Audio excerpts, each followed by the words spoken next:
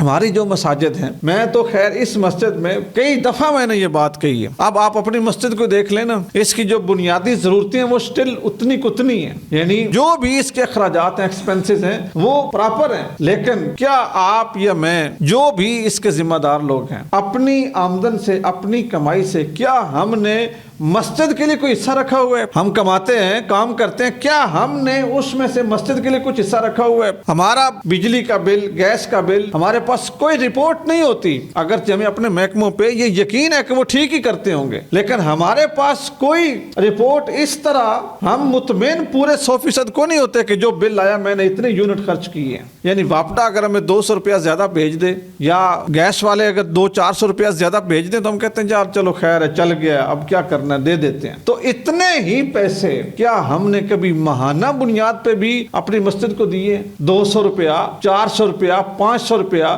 ایمانداری سے سوچئے کہ یہ کتنی ویلیو رکھتا ہے، یہ کتنی اہمیت رکھتا ہے۔ اور اگر ہم اپنے خانہ خدا کو دیں اور اس کی مینٹیننس کے لیے دیں یا اس کی ضروریات کے لیے دیں، تو یہ ہماری جیب پہ کتنا بھاری پڑتا ہے۔ اور یہ جو میں نے فگر بتائے ہیں نا، 200، 400 یا 500 روپیہ، دوستو یہ وہ فگر ہے کہ جس کے ساتھ آپ کا بچہ بھی خوش نہیں ہوتا۔ آپ اپنے بچے کو کسی کام کے لیے بھیجیں اور اس کے پاس بقائے میں سے 200-400 روپیہ ہونا، تو آپ اس سے لیتے ہوئے شرم محسوس کرتے ہیں کہ میرا بیٹا کیا کہے گا کہ مجھے والد صاحب نے اتنے بھی نہیں دیے، یا اتنا بھی میرے اوپر اعتماد نہیں کرتے۔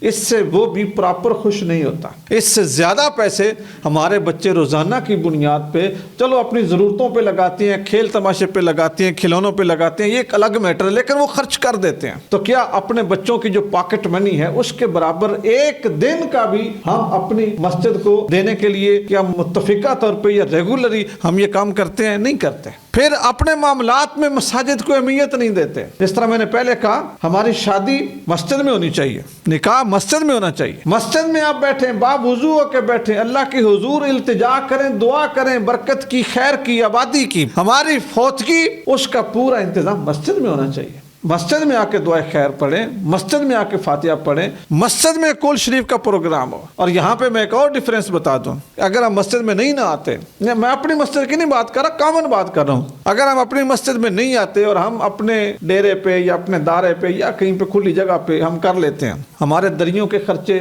پانی کے خرچے، ٹینٹ کے خرچے، اسپیکر کے خرچے، وہ سارے خرچے ہم افورڈ کر لیتے ہیں، سارے خرچے افورڈ کرتے ہیں۔ اسپیکر والے کو رینٹ دیتے ہیں، دریوں والوں کو رینٹ دیتے ہیں، تمبو لگانے والے کو رینٹ دیتے ہیں، کناتے لگانے والے کو رینٹ دیتے ہیں، یعنی سارے ہم رینٹ دے لیں گے۔ لیکن پہلی بات تو یہ کہ مسجد آتے ہی نہیں۔ اگر آج جائیں تو کیا ہم اس کے برابر کیا اپنی مسجد کو بھی ڈونیٹ کرتے ہیں؟ نہیں کرتے۔ ایک حدیث رسول سنیے، رسول اللہ صلی اللہ علیہ وسلم نے فرمایا کہ جب قیامت کا دن ہوگا نا، اللہ تعالیٰ سفید اونٹنیوں کی شکل میں مسجدوں کو بلائے گا۔ مسجدیں اللہ تعالیٰ کی حضور آئیں گی اور ان کی شکل ہوگی سفید اونٹنیوں کی۔ یہ سفید اور سرخ اونٹ، عربوں میں ان کو ایک خاص اہمیت حاصل تھی۔ جس شخص کے پاس سفید یا سرخ اونٹ ہوتا تھا نا، اس کو وہ بڑا مطلب ہے نا کھاتا پیتا، امیر، متمول اور رچ مین سمجھتے تھے کہ یہ بندہ کوئی بڑی اتھارٹی ہے۔ اس میں سرخ اونٹ اور سفید۔ حضور نے فرمایا یہ جو سفید ہوتا تھا بالکل سفید نہیں ہوتا تھا، لیکن بھورے سے یہ ذرا سفید ہوتا، اور یہ نایاب نسل تھی۔ حضور نے اس کے ساتھ مشابہت دی، اور حضور نے فرمایا قیامت کے دن اللہ تعالیٰ مسجدوں کو اٹھائے گا، مسجدیں آئیں گی اور ان کی شکل ہوگی سفید اونٹنیوں کی۔ اچھا یہ کریں گی کیا؟ اللہ تعالیٰ کی حضور آ کر مسجدیں اللہ تعالیٰ سے سفارش کریں گی کہ باری تعالیٰ اپنے ان بندوں کی مغفرت فرما جن بندوں نے ہمیں آباد کیا، جن بندوں نے ہماری صفائی کی، جن بندوں نے ہمیں تعمیر کیا، جن بندوں نے ہماری ضرورتوں کا خیال رکھا، ہماری ضرورتوں کا خیال رکھا، جنہوں نے ہمیں آباد کیا، جنہوں نے ہماری ضرورتوں کا خیال رکھا، جو ہمیں آباد کرتے رہے، ہماری صفائی کرتے رہے، ہماری خدمت کرتے رہے، یا اللہ ان کو معاف فرما دے۔ حضور فرماتے ہیں اللہ تعالیٰ مسجدوں کی سفارش کو قبول فرمائے گا۔